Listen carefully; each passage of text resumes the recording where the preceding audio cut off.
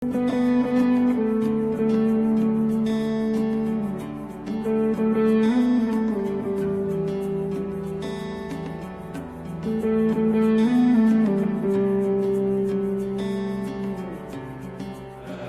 cristão é um trabalhador de videira? Essa foi a pergunta que nós estamos tentando responder. E nós percorremos várias passagens bíblicas dizendo que cristãos no Novo Testamento, eles falam a palavra uns para os outros, né? A grande pergunta é: será que isso é só um trabalho para pastor, evangelista, missionário, e o restante do povo de Deus tem um trabalho somente com a videira, no sentido de organizar as coisas, organizar eventos, recepção? Não que essas coisas não precisem ser feitas, precisam ser feitas. Nós vimos que na figura, né, de treliça e videira, os dois são importantes. A videira ela não vai crescer se não tiver uma treliça por trás. Mas nós vimos que o mais importante é o trabalho da videira, o ministério da palavra. A pergunta é: esse ministério é somente para pastores, evangelistas, missionários, ou é para todo mundo? Né? Essa é a pergunta. E nós passamos por várias passagens e nós entendemos que somos exortados a sempre comunicarmos, falarmos a palavra de Deus uns aos outros, seja no evangelismo, para aqueles que não conhecem a Cristo, mas entre irmãos, né, edificando uns aos outros, no discipulado, não é isso que nós estamos enfatizando tudo? Enfatizando sempre sobre o discipulado. Muito bem.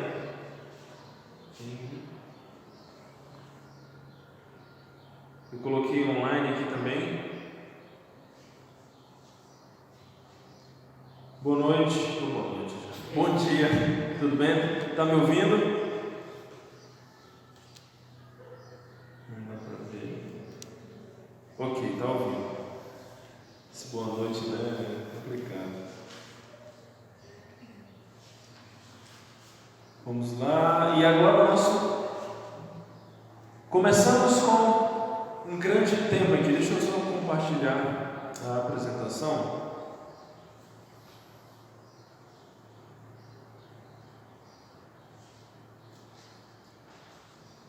Começamos com esse tema e vamos dar continuidade ao nosso estudo. Todo cristão é um missionário? Uma pergunta. Vamos verificar se todo cristão é um missionário.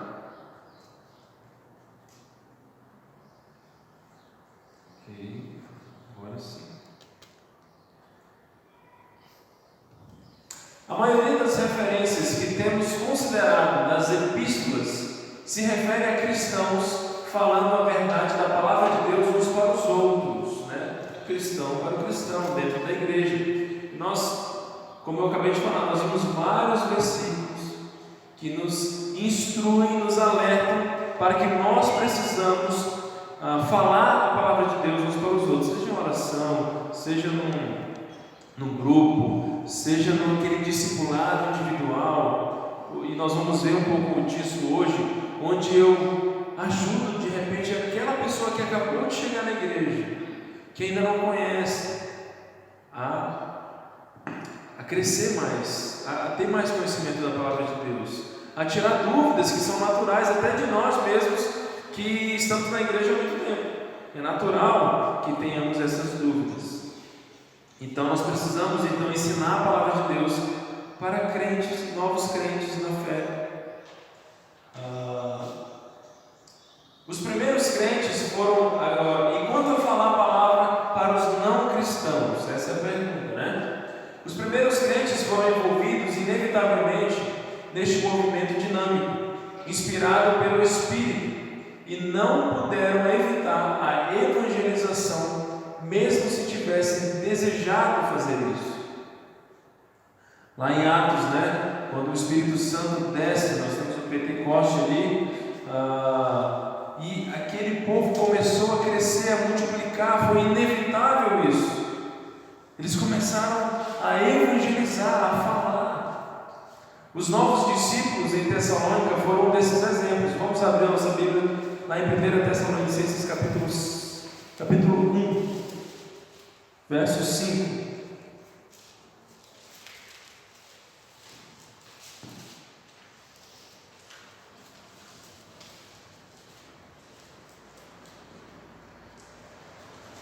A pergunta aqui é se todo cristão é um missionário, né? Aquele ministério de falar a palavra para não cristãos, porque nós já vimos que entre irmãos nós precisamos fazer esse trabalho. Esse trabalho não é só do pastor, não é só do obreiro, do líder, mas é de todos nós, né? Quem pode ler?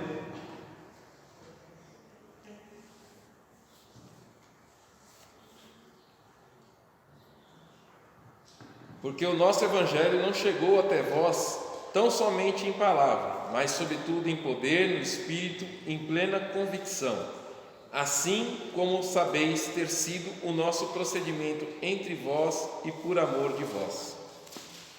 Muito bem, deixa aí que nós vamos ler o restante daqui a pouco. Eles se tornaram imitadores de Paulo e do Senhor Jesus, no sentido de que haviam recebido a mensagem da verdade com alegria do Espírito Santo, apesar da perseguição. E não surpreendentemente, esses novos convertidos se tornaram missionários sem unirem-se a uma agência missionária. Lê do 6 ao 10 aí. Lê o 5, né? Do 6 ao 10, por favor. Com efeito, vos tornaste imitadores nossos e do Senhor, tendo recebido a palavra, posto que, em meio de muita tribulação, com a alegria do Espírito Santo, de sorte que vos tornasse um modelo para todos os crentes, na Macedônia e na Acaia, porque de vós repercutiu a palavra do Senhor, não só na Macedônia e Acaia, mas também por toda parte se divulgou a vossa fé para com Deus, a tal ponto de não termos necessidade de acrescentar coisa alguma, pois eles mesmos, no tocante a nós, proclamam que repercussão teve o nosso ingresso no vosso meio, e como, deixando os ídolos, vos convertestes a Deus, para servirdes o Deus vivo e verdadeiro, e para aguardardes dos céus o seu Filho, a quem ele ressuscitou dentre os mortos, Jesus, que nos livra da ira vindoura. Amém. Olha só que interessante. Nós estamos falando aqui, a pergunta que surge é se todo cristão é missionário, né? Então, ele fala aqui dos primeiros crentes, eles foram envolvidos no movimento dinâmico da palavra, eles foram inspirados pelo Espírito, o Espírito Santo veio sobre eles. Então houve uma evangelização em massa ali. Eles falaram em outras línguas. Quais são essas línguas? Tinham vários povos misturados ali, e lá em Atos 2 diz que cada um ouvia na sua própria língua. Foi um milagre feito ali pelo Espírito, e a evangelização continuou. Imagine você que esses que ouviram a mensagem do Evangelho se converteram, voltaram para os seus lugares e começaram também a falar. Nós vimos então no livro de Atos o movimento da igreja crescendo cada vez mais.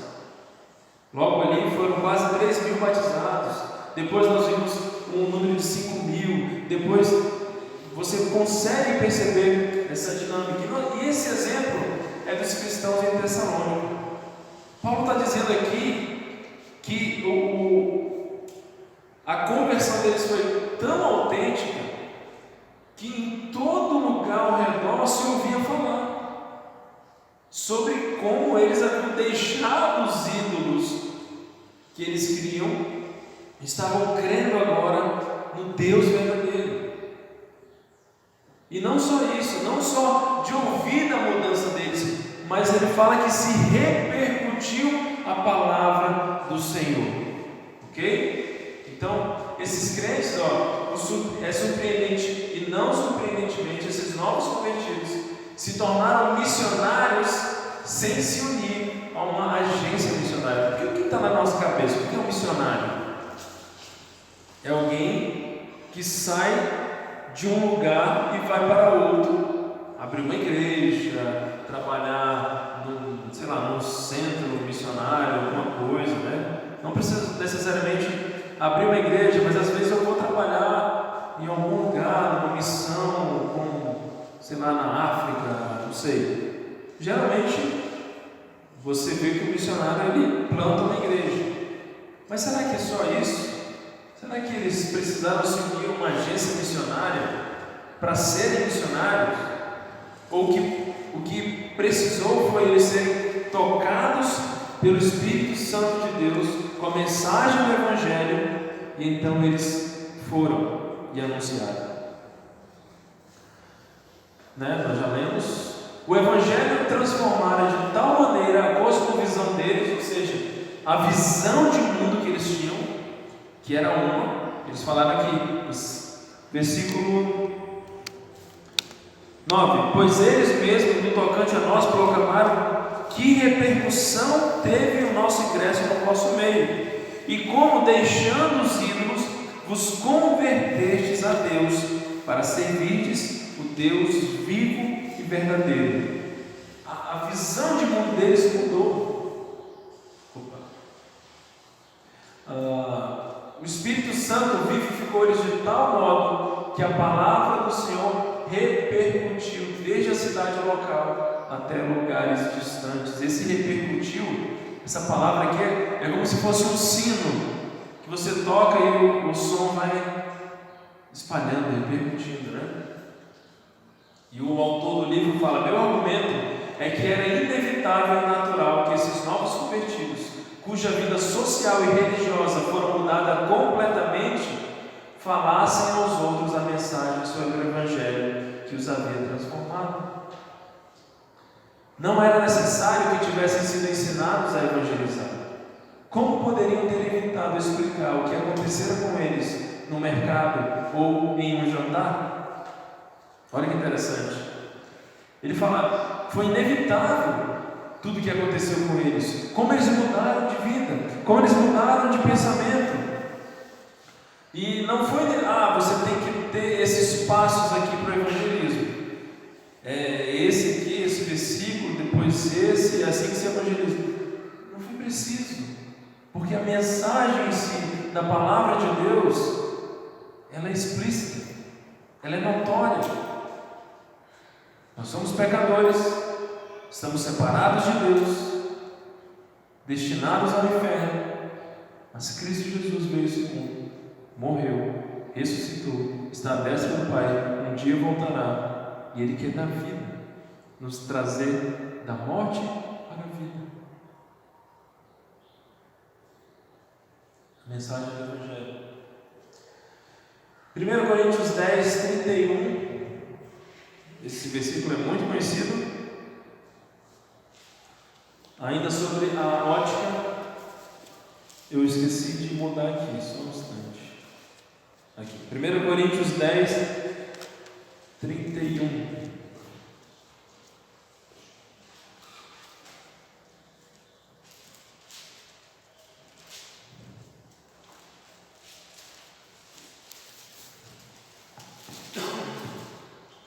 Aqui uma outra perspectiva de como Paulo via as coisas, né? Qual que era sempre a intenção de Paulo? 1 Coríntios 10, 31 fala: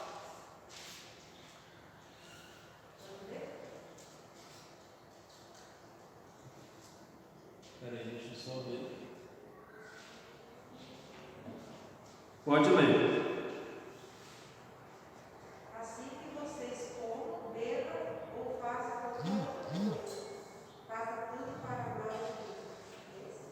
Isso. Até o 11, 1. Pode ler.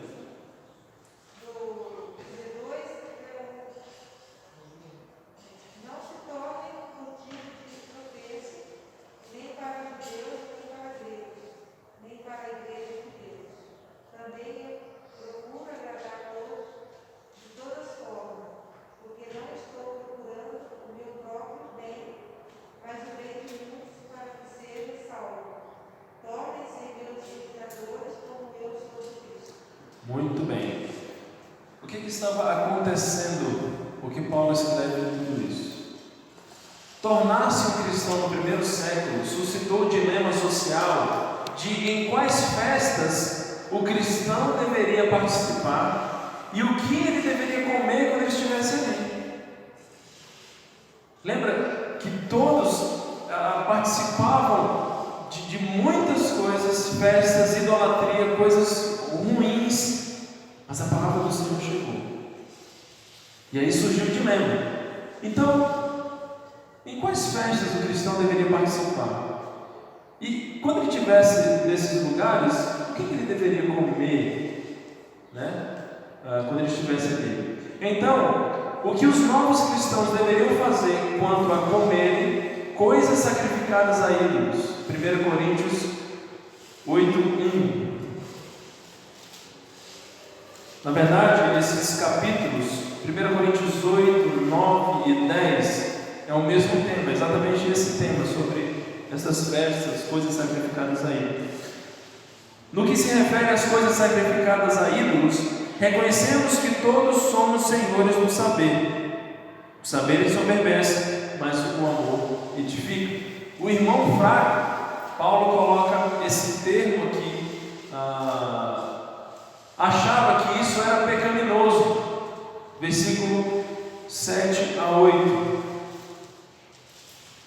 Entretanto, não há esse conhecimento em todos, porque alguns, por efeito da familiaridade até agora com o ídolo, ainda comem dessas coisas como se a eles fosse sacrificado, e a consciência deles, por ser fraca, vem a contaminar-se.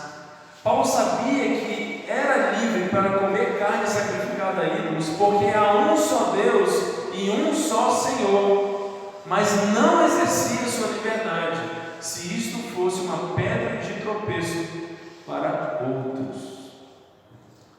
Versículo 4 ao 13. No tocante à comida sacrificada a ídolos, sabemos que o ídolo de si mesmo nada é no mundo, e não há senão um só Deus. O que ele está dizendo? Eu não estou fazendo para ídolo, porque não existe ídolo nenhum, só existe um Deus. E eu sei disso.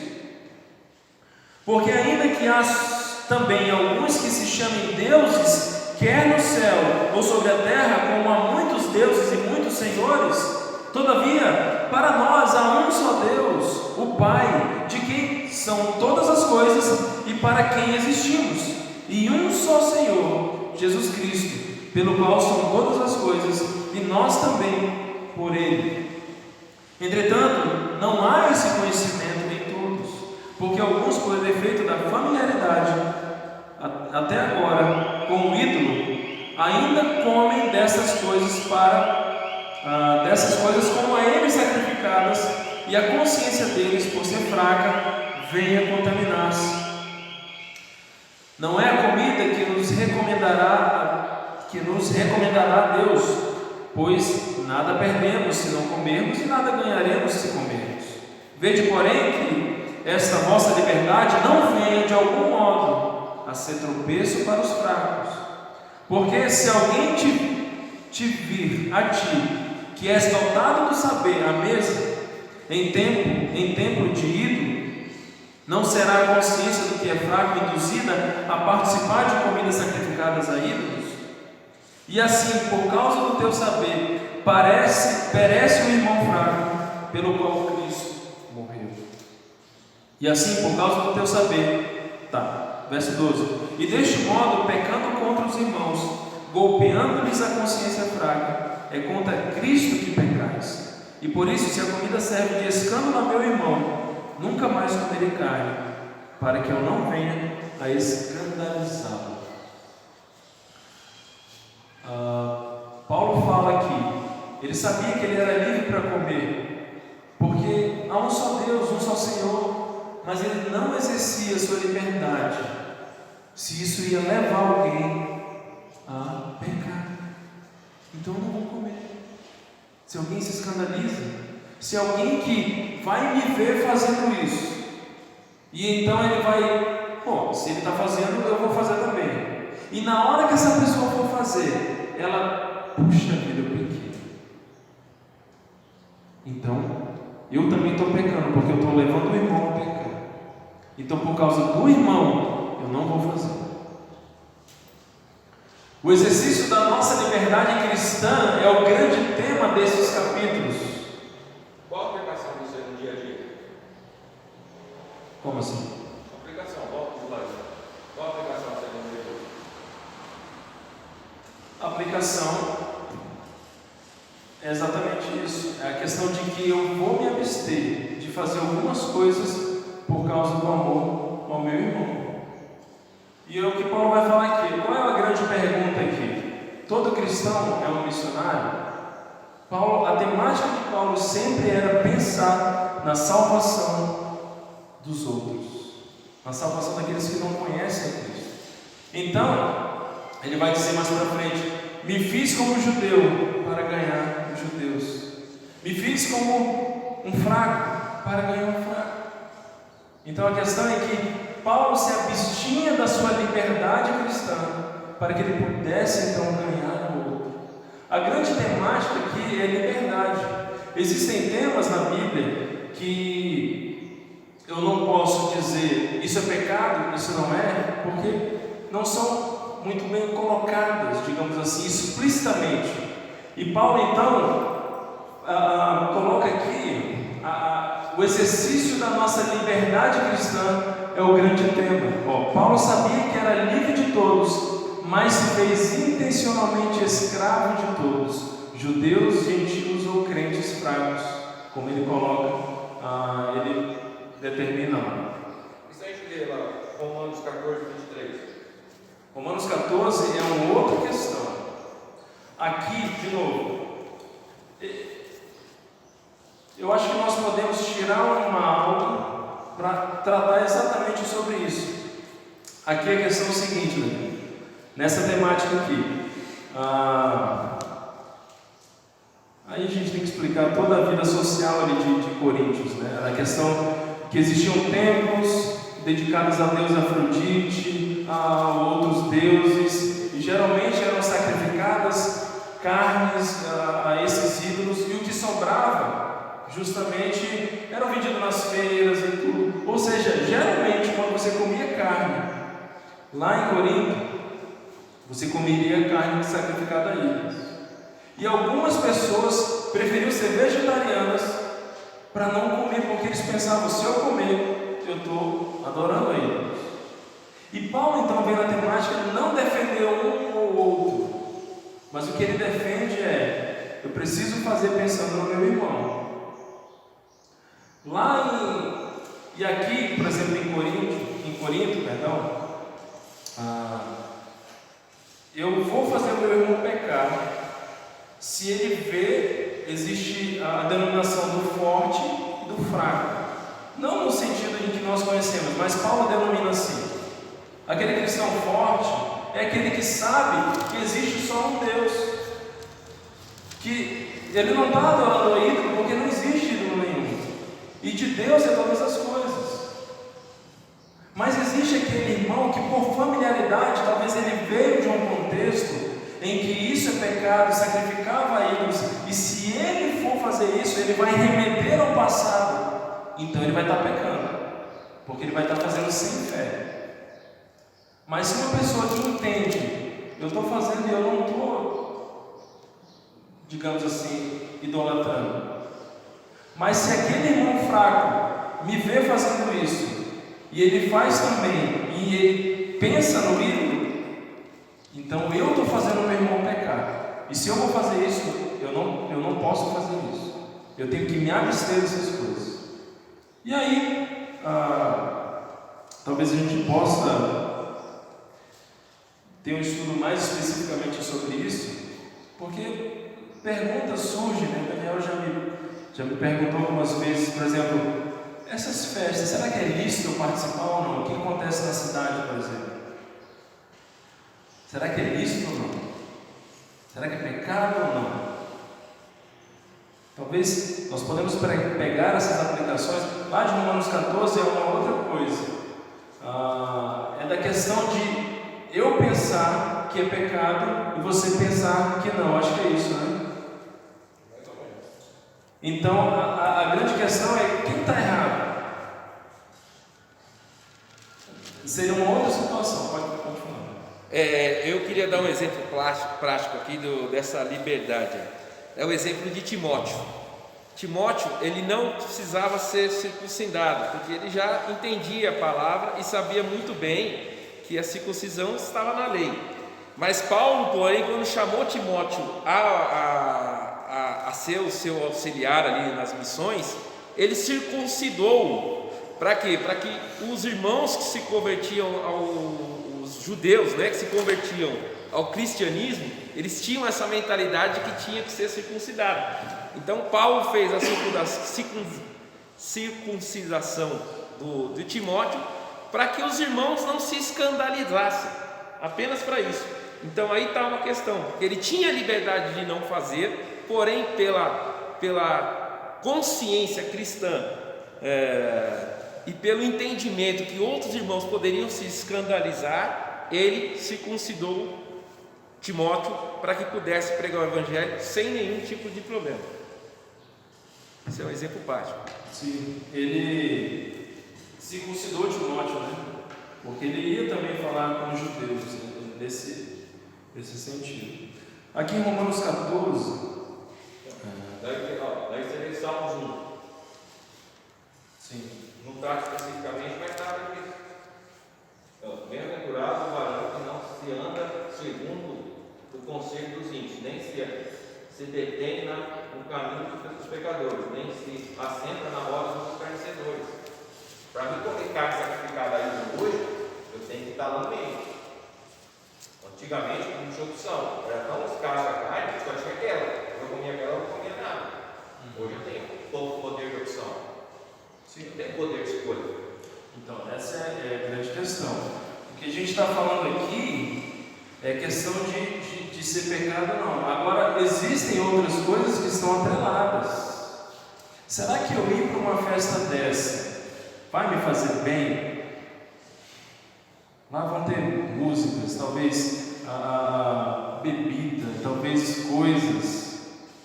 Será que vai me fazer bem? Será que vai me edificar?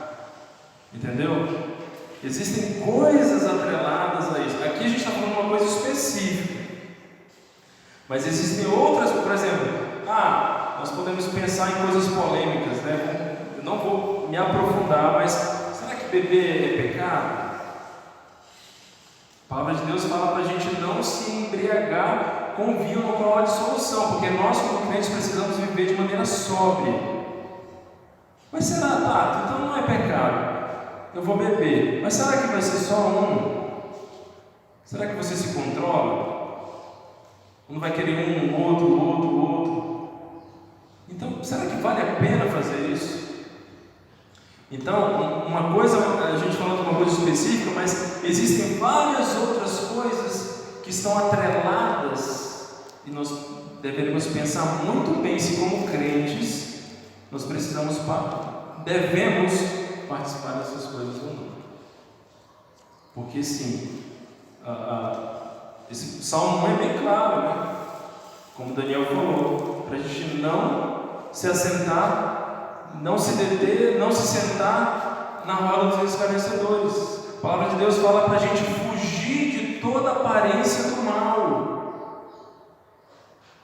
Será que eu sou forte o suficiente? Ou eu estou usando da minha liberdade cristã? Daniel, acho que tem outra, tem Efésios 5:11, também trata disso.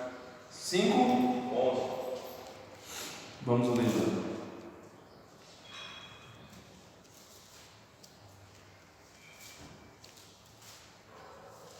Efésios 5:11.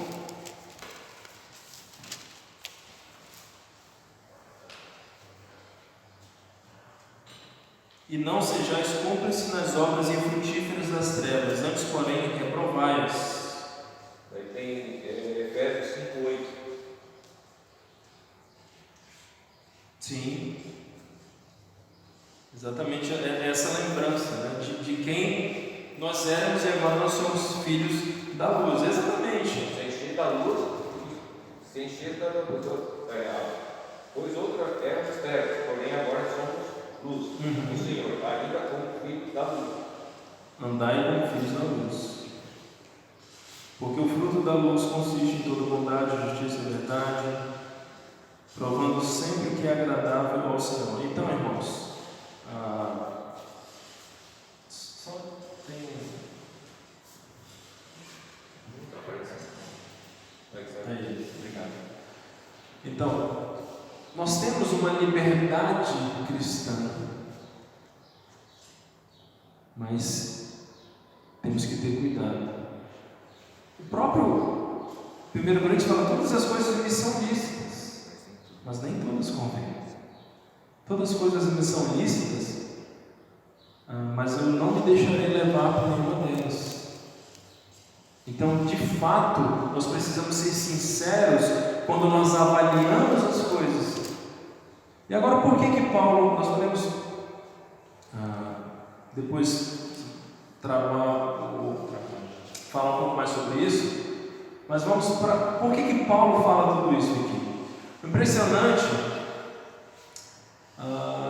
e por que ele restringiu sua liberdade e abriu mão dos seus direitos? Seu alvo era ganhar o maior número possível e salvar alguns por causa do Evangelho. O alvo da flexibilidade social de Paulo era a salvação de outros. De novo, arremetendo, será que todos nós somos missionários? É impressionante o fato de Paulo ter exortado os crentes de Corinto a serem imitadores seus como ele era de Cristo. E este imitar não era algo que deveria ser feito em algum sentido geral, mas em buscar ativamente a salvação dos outros. A gente já está. O cristão que não tem um coração missionário é uma anomalia. O coração missionário será visto em todas as maneiras, em orações pelos perdidos, em assegurarmos que o nosso comportamento não ofenda alguém, nosso testemunho, na nossa casa, na nossa vizinhança, na cidade, em conversas sobre o Evangelho com amigos, em jantares, em fazermos todo o esforço possível para salvar alguns. Somos escravos sem direitos, embora sejamos livres. Nosso trabalho é por Cristo.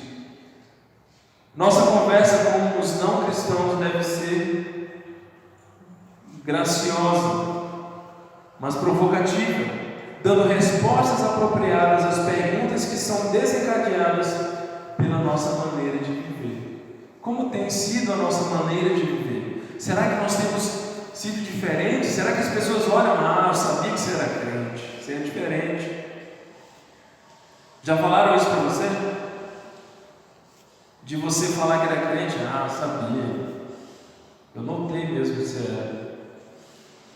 Isso nos dá margem para falar: eu sou assim porque Jesus transformou a minha vida. Eu não era assim, mas Cristo me transformou. Olha só, tudo é uma oportunidade da gente evangelizar. Sempre como e para quem?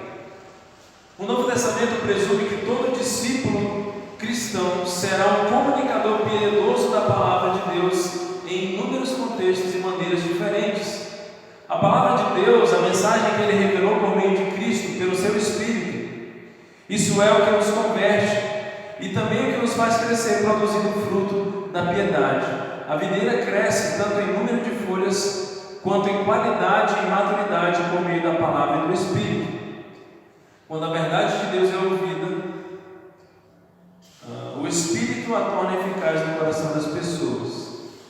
E aí, isso acontece em reuniões, mas também acontece no dia a dia, quando cristãos falam a verdade uns aos outros, exortam uns aos outros a permanecerem firmes. Agora eu quero dar vários exemplos do que ele está falando aqui. Alguns exemplos.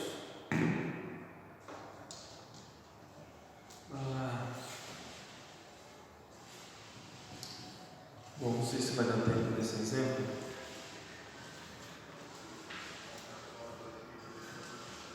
Ele dá vários contextos sobre como a gente pode ser um trabalhador da videira, em vários contextos. Eu posso passar para os irmãos depois, e eu vou talvez passar o quadro aqui. Os nomes e detalhes dessas histórias aqui são mudados, mas estes são exemplos reais de cristãos falando diligentemente a verdade de Deus a outras pessoas. Pode acontecer no lar, no trabalho, em conversa com o vizinho. Difícil competir, né? Em pequenos grupos, numa cafeteria, em qualquer lugar. Mas é vital que aconteça, porque isto é a obra do Senhor. Isto é a grande comissão em ação. E isto é a obra de videira na qual todos os cristãos podem e devem se envolver. Agora aqui alguns exemplos. Por exemplo, nós temos 3 dimensões da nossa vida: nosso lar, nossa família, na igreja, na congregação e na comunidade onde nós vivemos. No 1 a 1, o que nós podemos fazer? Ler a Bíblia e orar com os filhos no contexto do lar. Ler a Bíblia e orar com o cônjuge.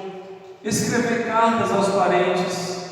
Fazer com que a Bíblia influencie as conversas diárias na nossa casa, 1 a 1. Na igreja, 1 a 1. Acompanhar o novo crente com estudo bíblico básico. Lembra que eu falei? O crente acabou de chegar, acabou de se converter. Precisa conhecer a palavra. Será que a gente está fazendo isso? Recebendo? Ensinando? Ler a Bíblia e orar com outra pessoa. Acompanhar visitantes e novos frequentadores da igreja. Nós precisamos fazer isso. Isso é o trabalho da videira, que compete não só ao pastor, mas a todos nós. Na comunidade, convidar pessoas para eventos evangelísticos, distribuir livros, folhetos, sermões, dar seu testemunho pessoal, evangelização na rua, evangelização pela amizade, conversas informais. Isso é 1 a 1, que eu faço 1 a 1, tanto em casa, quanto na igreja, quanto na comunidade. Grupos pequenos. Leitura bíblica e oração em família. Eu vou fazer meu culto devocional com a minha família.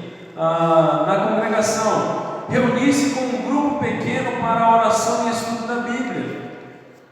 Geralmente a gente faz isso ou fazia antes da culto no lar.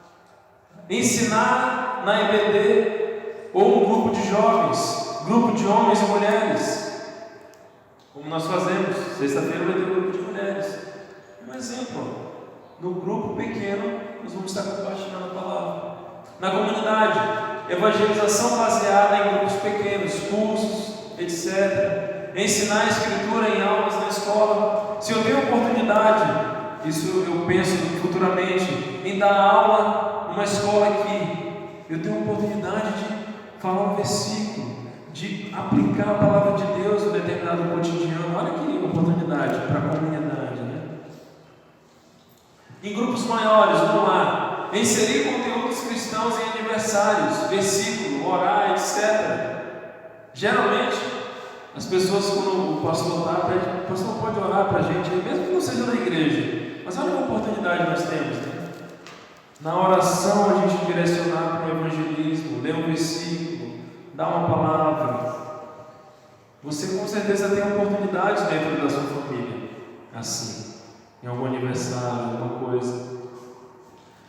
Congregação, pregar ocasionalmente, dar um testemunho, liderar os cânticos, ler a Bíblia. Uma oração que alguém faz aqui. O Kleber veio ler uma palavra. Valmir, momento de oração, são exemplos. Na comunidade, fazer uma palestra evangelística ou dar um testemunho, exemplo, um café da manhã de homens, várias coisas.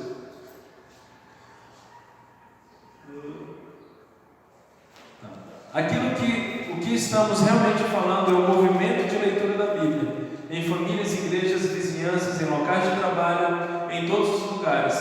Imagine se todos os cristãos, como parte normal do seu discipulado, fossem envolvidos numa rede de leitura bíblica regular, não somente aprofundando-se na palavra em particular, mas lendo com seus filhos antes de dormirem, com seu cônjuge durante o café da manhã, com um colega de trabalho não cristão, uma vez por semana durante o almoço, com um novo cristão, a fim de acompanhá-lo uma vez a cada 15 dias para encorajamento mútuo. No entanto, se pararmos para refletir nas implicações dessa obra de videira, realizada por todo cristão, nós vamos questionar algumas coisas. Pensamento tradicional, de novo, só compete ao pastor fazer essas coisas. Os outros cristãos trabalham na recepção, na comissão, no cuidar do dinheiro. E realmente, quem faz a obra da videira, enquanto nós fazemos o que podemos, na verdade o pastor é que realmente faz a obra da videira. Esse é o pensamento tradicional. E nós cuidamos das outras coisas. A visão de ministério do Novo Testamento é muito diferente. Os pastores e presbíteros assumem certamente a liderança na obra de videira, em oração e proclamação, pregação. Eles são responsáveis por guardar e ensinar a palavra, bem como por manter o padrão dessa doutrina. Mas um dos efeitos dessa obra é equipar e liberar os membros da igreja para fazerem eles mesmos a obra da videira. Em outras palavras, estamos todos engajados na obra do Senhor. Todos nós fazemos a nossa parte em ajudar a videira a crescer, por meio de falarmos diligentemente a palavra, sempre e como pudermos. E aqui nós finalizamos. Foi respondida a pergunta? Todo trabalhador cristão da videira? Nós devemos ser um trabalhador da videira? Amém? Irmãos, nosso tempo já avançou, mas alguma pergunta? Algum questionamento? Depois, se você quiser perguntar alguma coisa, não quer fazer aqui, mas a gente pode conversar um pouco mais sobre isso, tá bom? E sobre esse assunto que nós tocamos, sobre liberdade cristã, nós vamos preparar uma aula. Vamos ver se você ainda ficou com dúvida em algumas coisas e aplicar para a nossa vida aqui, tá bom? Acho que vai ser muito proveitoso a gente fazer isso. Alguém pode orar para a gente encerrando, por favor?